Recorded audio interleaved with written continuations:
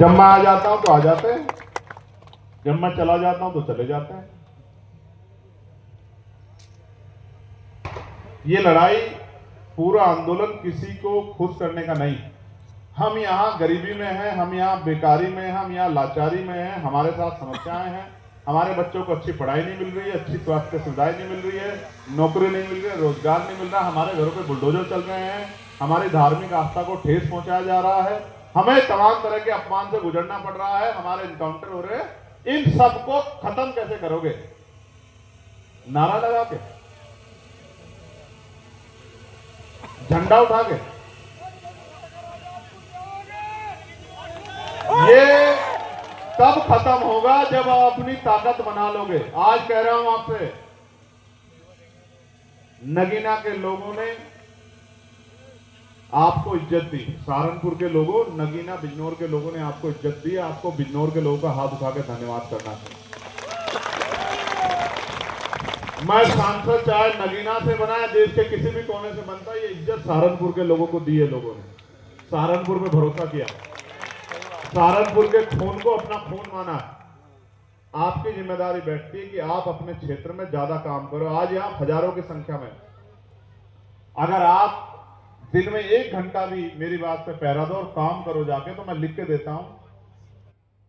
पंचायत चुनाव हमारे सामने, क्षेत्रीय चुनाव, ग्रामीण क्षेत्रों का चुनाव है, उसमें आबादी दलित, पिछड़े, मुसलमान लोगों की ज्यादा, और जिसका बटन दबेगा, जिसकी मोहर लगेगी, उसकी ताकत बनेगी, और जिसके ताकत बनेगी उस पर बजट आएगा, और जिस पे बजट आएगा वो ही विकास करा पाएगा। बाकी लोग बैठ के तमाशा देखेंगे। जो प्रधान बनेगा वही सड़क बनवा पाएगा, वही खड़ंजा लगवा पाएगा, वही बिजली की लाइट का खंभा लगवा पाएगा, वही और गांव में पंचायत घर बनवा पाएगा, वही धर्मशाला वही विकास के कार्य कर पाएगा। और जो 1 वोट से हार जाएगा वो क्या करेगा? वो प्रधान को 5 साल बुरा ही कहता रहेगा कि प्रधान बुरा है, बुरा है, बुरा। थम जाओ, थम जाओ, थम जाओ, थम जाओ, थम जाओ, खामत रखो। मैंने आपको क्या बताया, बहुत गौर से सुनना। एक गांव में 500 वोट है, 400 वोट पड़ी, एक आदमी को 200 वोट मिली, दूसरे आदमी को 199 वोट मिली। जीता कौन? कौन जीता? 201 वाला, ठीक है। हारा कौन? 199 वाला। अंतर क्या है? 2 वोट का। 1 वोट इधर गिर जाए तो टाई हो गया, फिर पर्ची गिरेगी, पता नहीं क्या क्या होगा, कैसे बनेगा। 1-1 वोट अहमियत रखती है, लेकिन हमारे नेता 1-1 वोट को सोच के बैठे हैं कि हम क्यों तैयार करें, इनको तो चंद्रशेखर आके तैयार करेगा गांव में, ये तो उसका काम है, क्योंकि चंद्रशेखर अपने घर का काम कर रहा है। मैं बहुत सच्चाई की बात बता रहा हूं। 28 अगस्त थी भाई, जून, 28 जून को देवबंद में जो मेरे ऊपर गोली चली थी, देवबंद के लोग यहां हैं, मैं अजय के घर से आ रहा था, देवबंद में जब मेरे ऊपर गोली चली, जिन लोगों ने गोली चलाई उन्होंने मेरे सामने खड़े होकर जश्न मनाया। उनको लगा कि ये मर गया। मैं आपको भी बता रहा हूं, गोली चला के 4-5 गोली चला के लगा उनको कि मर गया, तो सामने 10-20 मिनट 15-10 मीटर करीब होगी, कितने मीटर होगी? कौन है हमारी टीम में?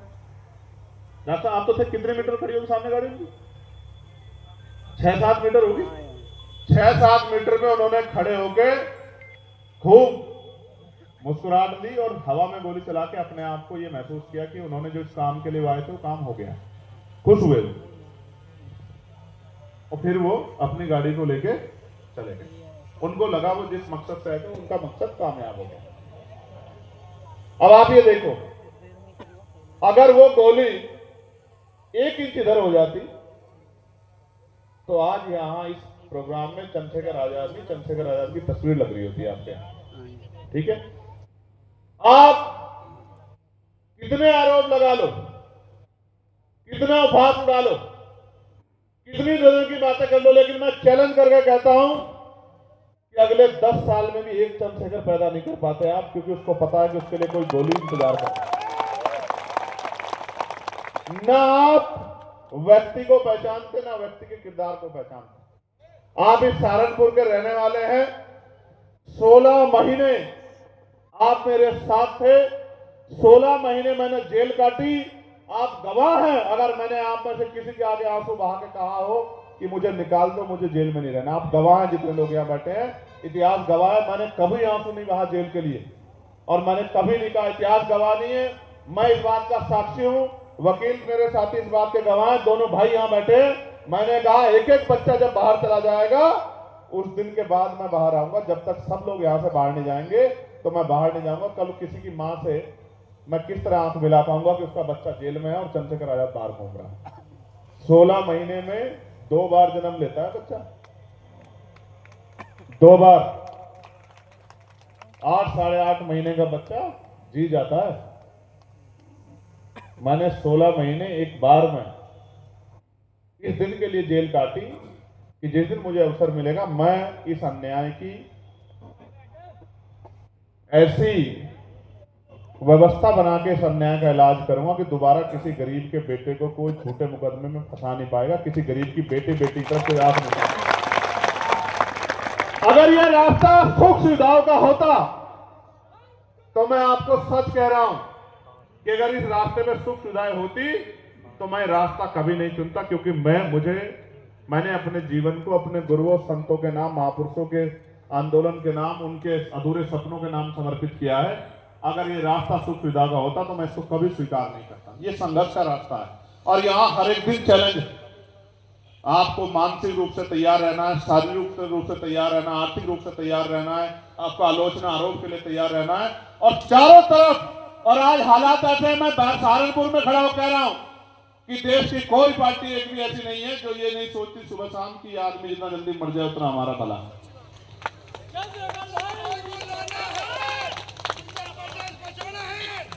तो क्यों सोचती है, मैं आपको ये भी बता देता हूं, क्योंकि हर पार्टी में बड़े बड़े नेताओं के बच्चों को आगे बढ़ने का मौका मिल रहा है।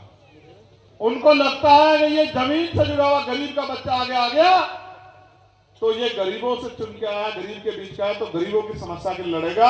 अगर उनके बच्चे जाएंगे तो अमीरों की समस्या के लिए लड़ेंगे। लड़ाई सिर्फ यहाँ पे खत्म होती है कि आपकी लड़ाई कौन लड़ेगा। मुझे आप ये बताओ अपने दिल पे हाथ रख के,